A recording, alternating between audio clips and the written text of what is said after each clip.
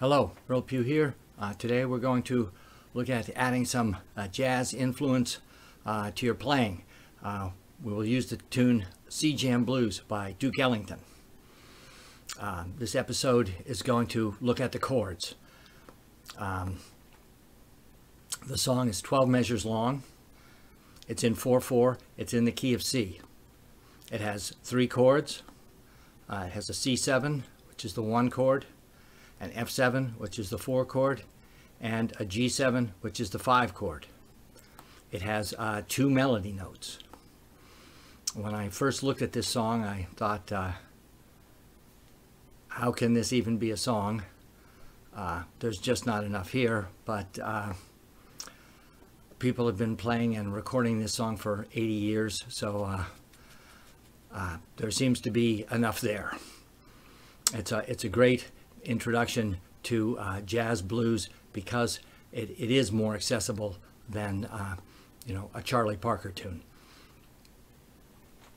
It's a 12-bar blues, and there are 3 lines of music.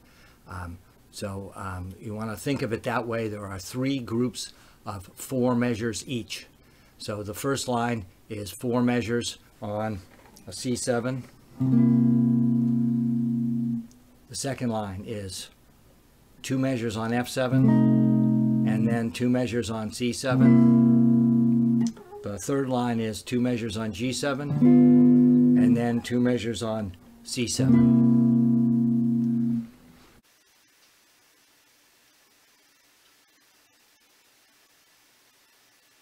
I recommend that you write out a chord chart for this. You can print out a PDF or look at the one that I included, but it's really helps your thought process if you actually write it out. So I recommend that you take a pencil and paper, and it doesn't have to be fancy, but actually write it out. Also, listen to the song. There's a great video of Duke Ellington doing it. It's kind of an early rock video. It's a lot of fun to watch. There are also, you can hear Count Basie do it, Django Reinhardt, Herb Ellis, and also this tune is a Western swing standard. So you can hear Bob Wills and Ernest Tubb doing it. And, they swing hard, but it's different than jazz swing. But it's interesting to hear how another style might take the same tune and how it's different and how it's similar. And these chords will work with either style, either as kind of a straight ahead jazz style or in Western swing. So we're going to start with the C chord. The C chord is a lot of times played at the 8th fret, big bar chord, all 6 strings. Basically that to me is related to an E7. Down here we had if we play the E7 down at the nut, if we play it with fingers 2 and 3, we can slide it up 1 fret and bar, and there's the root on string 6. So this is a 6-string root chord. Here's your C7. Now this is a great chord, but it's not really a jazz chord. It has too many high notes and too many low notes. Now that those low notes, that power chord on the bottom sounds great in some styles, but not in jazz. So we're using notes straight out of this chord shape, but we're not going to use all of them.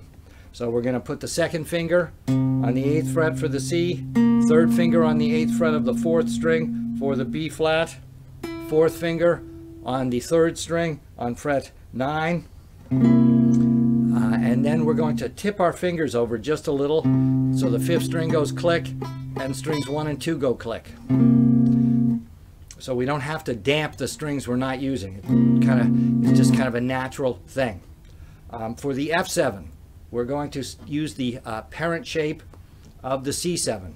So down here at the 1st fret, we've got a C7. We're going to take our 3rd finger, which is on middle C, move it over 1 string. We now have a G on the bottom, so we have the 5th on the bottom. The root is still on the 5th string, but the lowest note that we're playing is a G. Now we want all the chords to be the same size. So we're going to use only strings 6, 4, and 3. We're going to finger this differently than I have it fingered now. We're going to switch fingers. We're going to put finger 2 on the low G, finger 1 on the E, and finger 3 on the B flat. So the root is still on string 5. There's our C, but we're not going to play it in this voicing. So this is a so-called rootless voicing. It's okay. The bass player will play the C, and he'll be happy that you're out of his way. We're going to move that up to frets 7 and 8. So there's our F7 with a C at fret 8 on string 6, an A at fret 7 on string 4, and an E flat at fret 8 on string 3. For the G7, we're going to move it up 2 frets in that same shape. So we now have a D at fret 10, a B natural at fret 9, and an F natural at fret 10. So there's our 3 chords. And you can see that they're all in close proximity, and they all have the second finger on the bottom. So I'm using that second finger on the 6th string as a locating point. So the idea would be that I don't have to move very much. You could play them with other fingerings, but you'll have to move more. We're going to take a metronome and set it at 80. You're probably going to think that this is awfully slow, but I recommend that you do it at a slower tempo first, just to get used to these chord shapes and this kind of feel. So we're going to play straight 4 measures on C is the first line, 2 measures on F, 2 measures on C7 is the second line, 2 measures on G7, 2 measures on C7 is the third. 1, 2, 3, 4.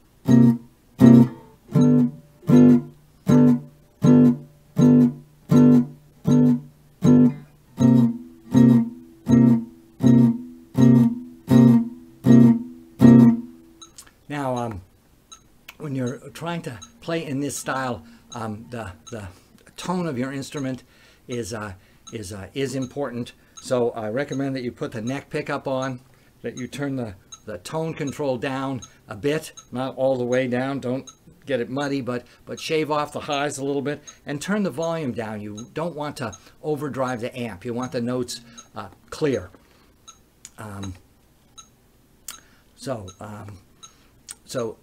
We played that at 80 on the metronome. Now we're going to set the metronome at 40. We're going to play the song at the same speed, but now the metronome is clicking on the 2 and the 4. So we want you to tap your foot so that it's tapping on the 2 and the 4. 1, 2, 3, 4. 1, 2, 3, 4. 1, 2, 3, 4. But your hand is still going to play 4, 4. Now this is going to be the same chords in the same place at the same speed.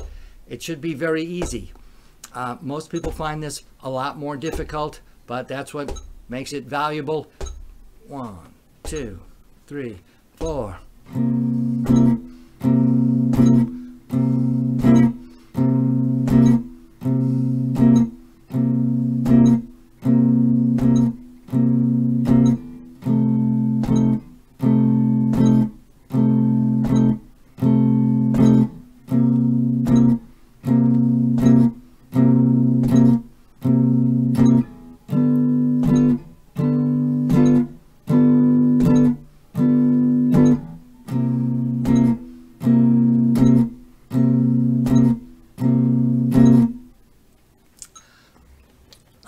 So that, we're leaving more space in the chords. The notes are further apart than they were in that big bar chord. So that's kind of leaving more room for the bass player. It's leaving more room for the soloists.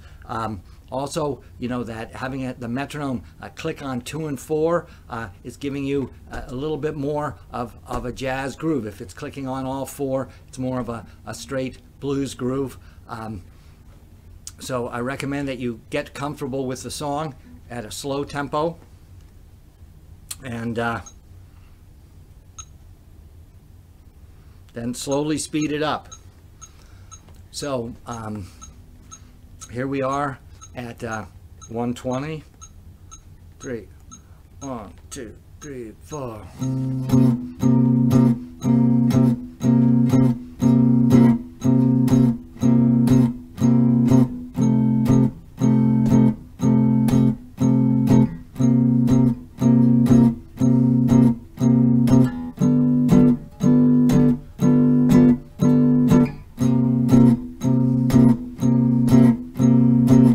So once again, you want to get comfortable with that tempo, and you've got the metronome clicking on all 4 now. Cut the tempo in half, or cut the metronome in half, but you're at the same tempo. So the metronome is on 2 and 4. 1, 2, 3, 4. 1, 2, 3, 4. So get your foot going so that you're locked into that groove. Make sure that you've got the 2 and the 4. 1, 2, 3, 4.